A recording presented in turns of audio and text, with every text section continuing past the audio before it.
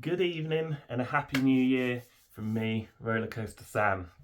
I wanted to make a video, hopefully quite an exciting one, about the 5 biggest, most exciting coasters and projects that I'm looking forward to and hopefully going to get to ride in, well, I was going to say next year, this year, 2025. There hasn't been as much content, but don't worry, there are big plans coming up. This isn't my job, obviously. I do it for fun. Don't do it for views and likes and subscribes. It helps, of course, but I do it just to document my journey. So let's get straight in with number 1, something I'm saving for already and cannot wait for, of course. It's Falcon's Flight at Six Flags Qiddiya. Well, where to begin with this roller coaster? You have to start with the stats, surely. 155 miles per hour, almost 14,000 feet of track. I'm going to get it wrong if I don't look. 640 foot high, Intamin with just a lap bar.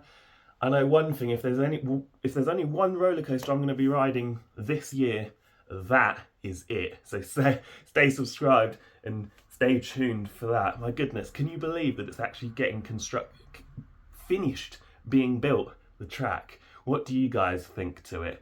And are any of you guys planning on making the trip out there?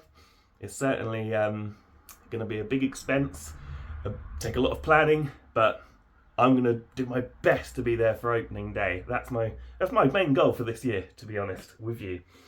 Moving on to number 2 on what I'm excited for this year. And again, this is me. This isn't, so much everyone, but I still think it's a pretty amazing top 5 list.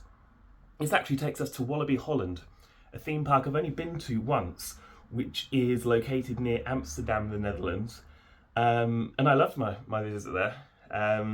Really enjoyed the RMC roller coaster that they have there. But they've got a roller coaster there, YOY, it's called Yoy, I assume it's pronounced, which is 2 RMC single rail tracks, one being a more thrilling one and the other a junior one. Fun fact about this, when I was researching it earlier on today, is the more thrilling one, which is the green track, is the only roller coaster with inversions that's currently under construction in Europe. I think I'm right. Correct me if I'm wrong. That's kind of cool. And talking of inversions, there's 6 inversions on this new single rail, which, without looking, I think makes it the most inversions on any RMC roller coaster. Maybe I'm wrong on that, but how good does that look? I'll have put photos in and things as I'm chatting. Because yeah, it looks awesome and I want to get back out there. So that's my number 2, because I want to go out there definitely as well. Now, this is number 3, probably more exciting, but I'm not 100% sure if I'll get to do it this year. And this is talking about the tilt coasters being constructed this year. Now, one of them I will hopefully get to do, because it's in Six Flags Qiddiya with Falcon's Flight, and that is called Iron Rattler. And it's over 200 foot high as well, hyper coaster, but it's a tilt coaster. That's gonna be quite something with 5 inversions. But not only that, the other one that I say maybe, I'd love to do it, I'm not so sure if I'll be able to this year, is the one at Cedar Point. That looks good fun. 4 inversions on that one, slightly smaller. But again, I haven't been to Cedar Point for, well, I've only been there once as well, and that was a good 5 years ago or something. And I'd love to get out there for Top Thrill 2. So that's probably my highest plan that might not happen. Where it's the biggest potential one, let's say. But yeah, how good do these new tilt coasters look?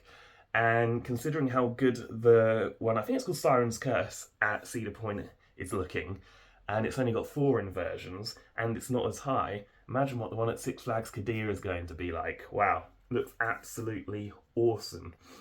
Anyway, moving on to number 4, again, one that I doubt I'll be able to do, but wanted to talk about it because if I got the opportunity, I'd be out there in a flash, is Epic Universe, Universal's Epic Universe in Orlando.